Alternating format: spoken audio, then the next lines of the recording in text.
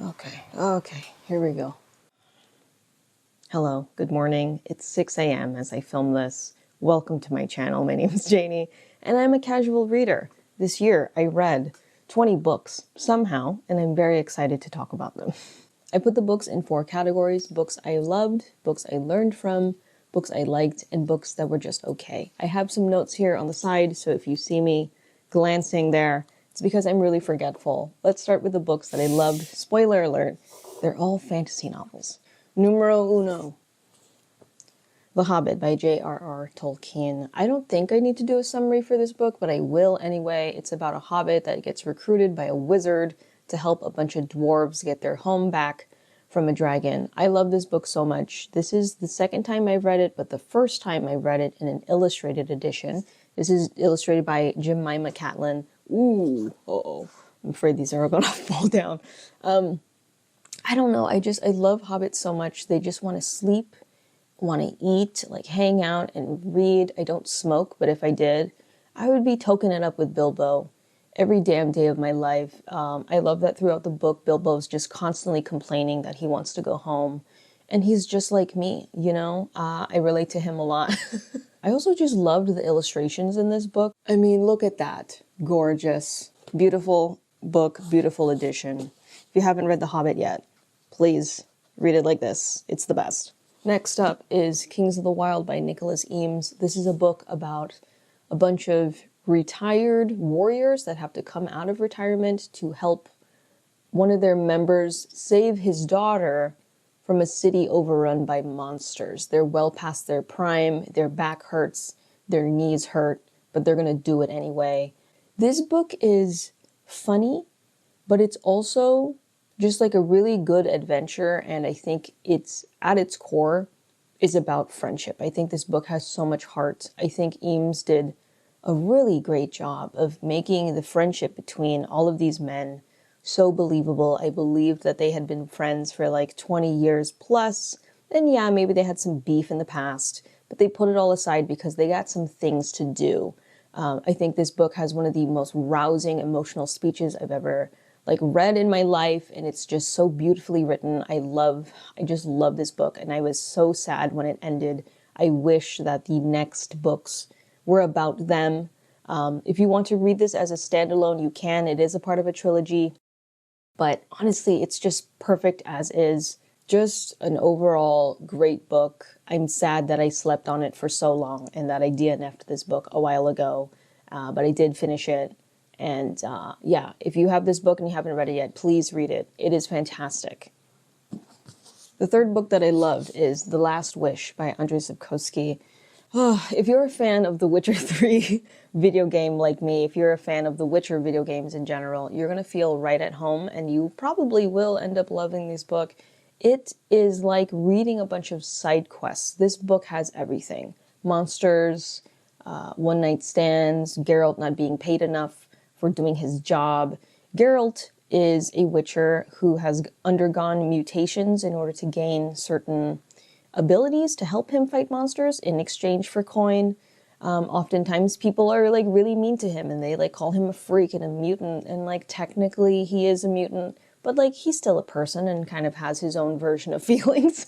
There's references to Polish folklore in here and fairy tales in here. There's a particular short story in this that is basically a reference to Beauty and the Beast that I freaking loved.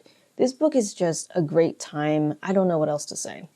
And the last book that I loved is Guards by Terry Pratchett. This is about a bunch of city watchmen in a city called Ankh-Morpork, and they are trying to stop a secret society from summoning a dragon and burning the whole city to the ground. This is one of Terry Pratchett's Discworld novels, so it's funny, satirical, it makes fun of basically everything, doesn't take itself seriously whatsoever. One of my favorite characters in this book was Carrot. He is 6'6", and he grew up thinking he was a dwarf. So he has a very different view of the world compared to other fellow humans, which he doesn't really associate himself to be a human, which is just so interesting. Throughout the book, he writes letters home, and they're just really funny, and he'll like kind of tell the tales of the things that he's doing, thinking he's helping, but he's kind of like disrupting the way that things are. People got mad at him for arresting a thief because you're not supposed to arrest thieves in this book. Like, it's just a good time. Some of the things that they kind of poke fun at are kind of backwards, I guess. But yeah, it's just a good book. One of the things I really enjoyed about this is that there's no chapter breaks whatsoever.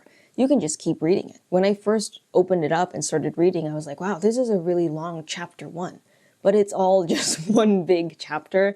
And at first I was confused by that, and I thought that I would get lost or I would kind of forget where I was. But I really, really liked it. And I kind of wish more books were formatted like this. You can just binge a book, I think, a lot more. Not that I really like to binge books, but I just think it makes the reading experience easier, I guess, or I don't know. It was just nice. It was nice.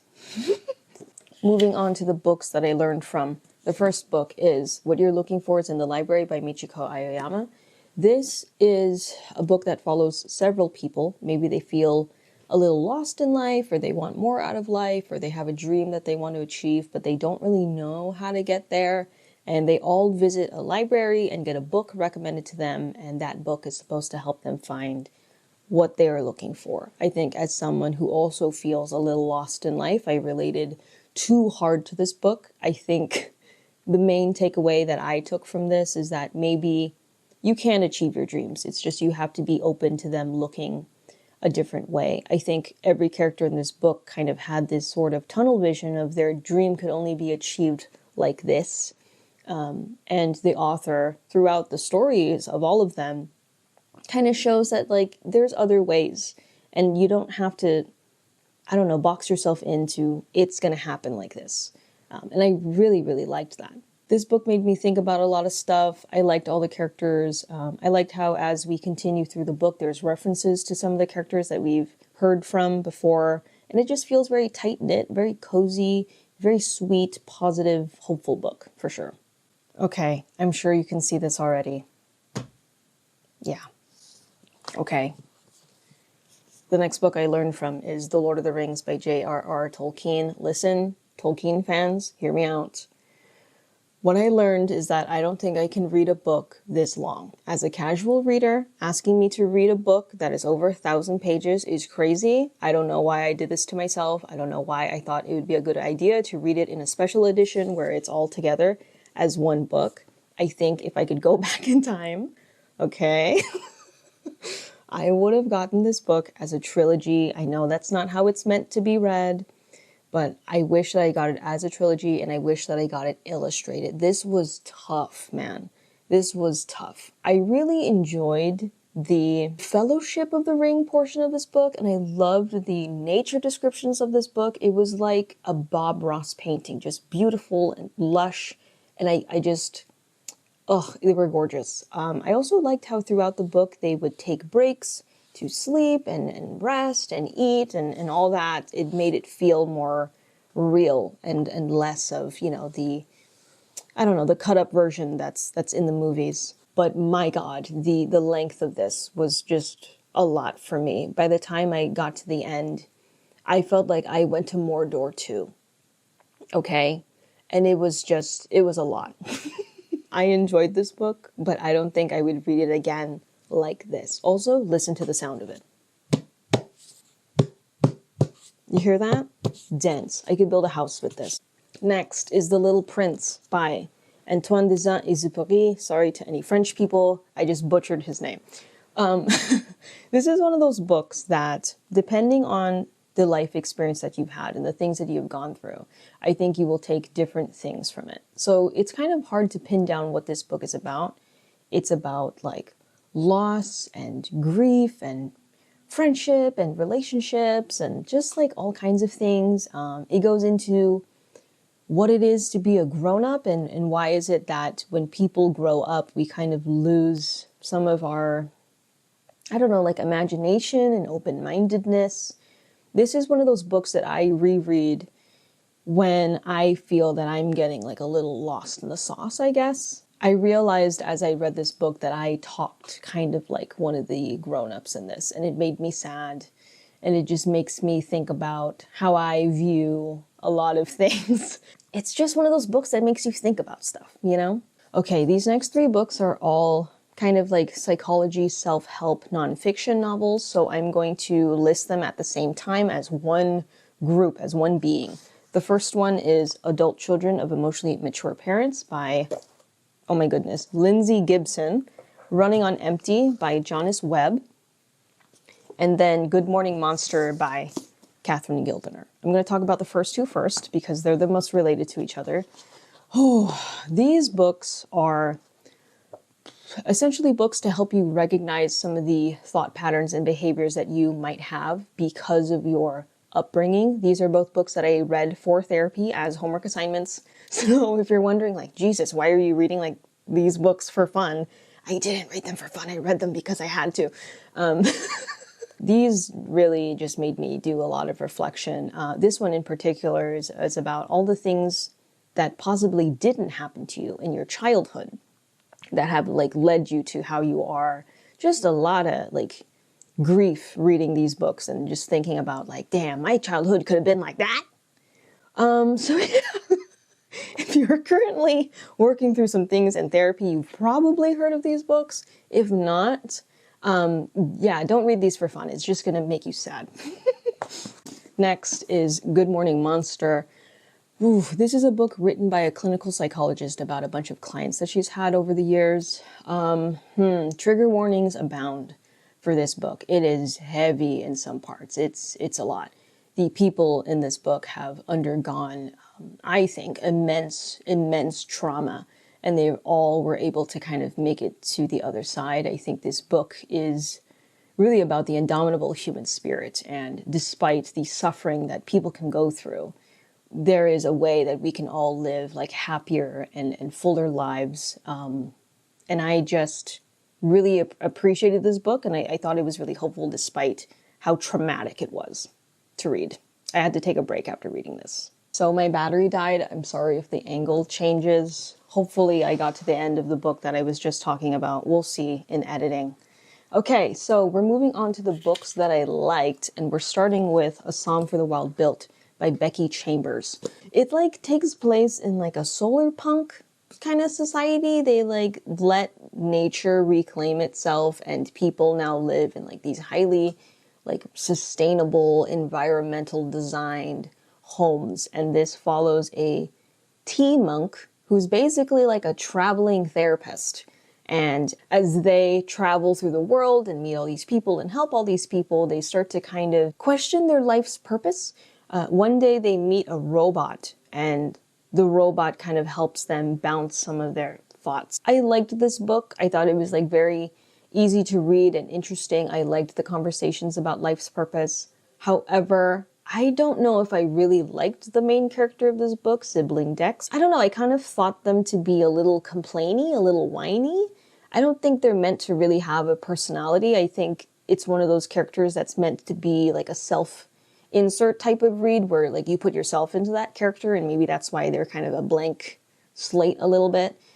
I found the robot in this book to be more interesting than the human person, which I don't know what that says about me, but yeah, I thought that Mosscap, the robot, was just a cool character, and I kind of wish that they were the main character instead of Sibling Dex. The next book is The Well of Ascension by Brandon Sanderson. This is the second book in the Mistborn trilogy. This is a series where people can burn certain metals in order to gain abilities, and if you can burn all of the metals, you are a Mistborn, like the main character, Vin. Okay, Sanderson fans, hear me out, okay? I liked this book, but I think the pacing of it was really slow for like the first 60%-ish, 70%-ish. I liked that there was a lot of world building going on in the background. I liked that we were introduced to other characters, but goddamn, this book was slow, I think, in some parts. Okay? I really just wanted it to move a little bit faster, and when it did finally have like all of the things falling into place, I loved it at that part. I think it did a great job of making me want to read the third book, but I was just so annoyed with how long it took for us to get there. Like, this book is thick, guys. And I would say, honestly, for like this much of it, we're like basically doing nothing. There's a lot of like having meetings and talking about what to do, but no one's really doing anything. And finally, things happen for like this last part. And it's just like, man, come on. I liked it. I liked it, but I just wish it moved faster. Next in one of the books that I liked is And Then There Were None by Agatha Christie. This is a whodunit mystery novel. This is my second time reading it. I have no notes. I had a lot of fun reading this through again because I already knew who the culprit was, and I thought it was fun seeing all the little like hints that she leaves. This is a book following a bunch of people who get invited to a private island, and then slowly they start dying mysteriously due to a nursery rhyme. It's just a good time, good mystery, probably one of her best, and it makes me want to read the rest of her like more popular titles. Okay, next up is Tales from the Cafe by Toshikazu Kawaguchi. This is the second book in the Before the Coffee Gets Cold series. It's about a cafe in Japan where people can time travel to see essentially their loved ones for some like closure purposes. This is the same vibe as Before the Coffee Gets Cold in the way that it's just a cozy, emotional read. I don't think there's really anything new to this book outside of like telling you more about the family. I did like the stories in here, but I don't know, there's something about the first book that I think hit me a little bit harder in the feels. Not saying this one is lacking feeling, but I don't know, I think I felt more for those people than I did in these ones. But it's still a very good book, and I probably will read the rest of all of the books just because it's just a nice, chill vibe.